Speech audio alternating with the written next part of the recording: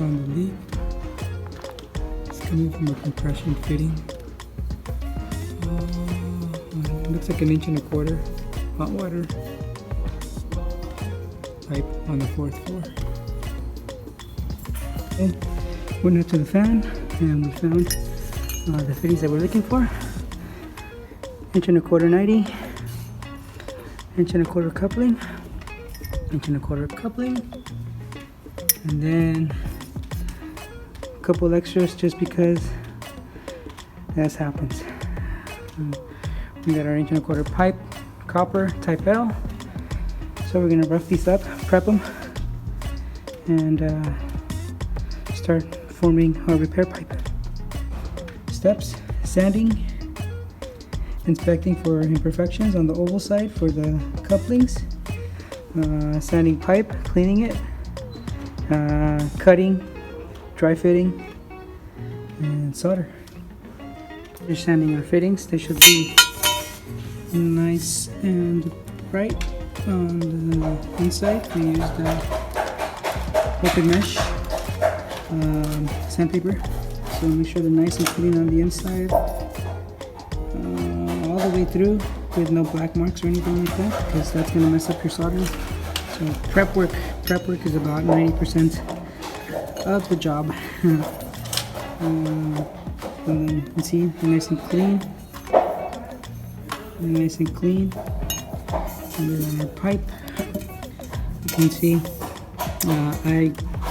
I grab a chunk of section just because the fitting goes in maybe 3/4 to 1 inch.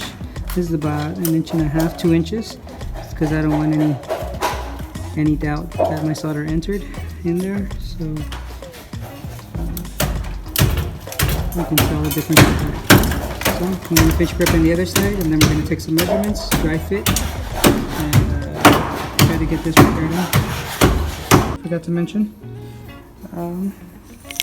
get one of these.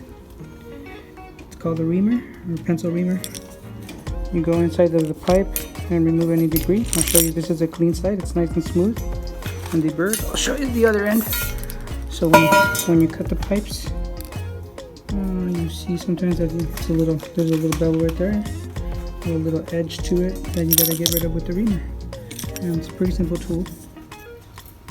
You just put it on the tip, twist it around, and get it done.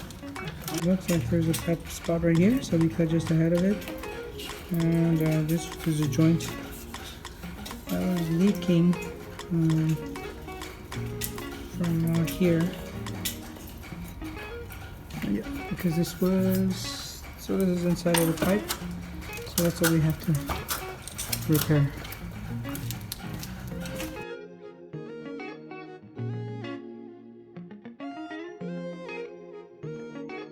And our trusty flux, apply it on fittings after they've been sanded. Try to match it up as close as possible to the old piece, and we're going to do some soldering.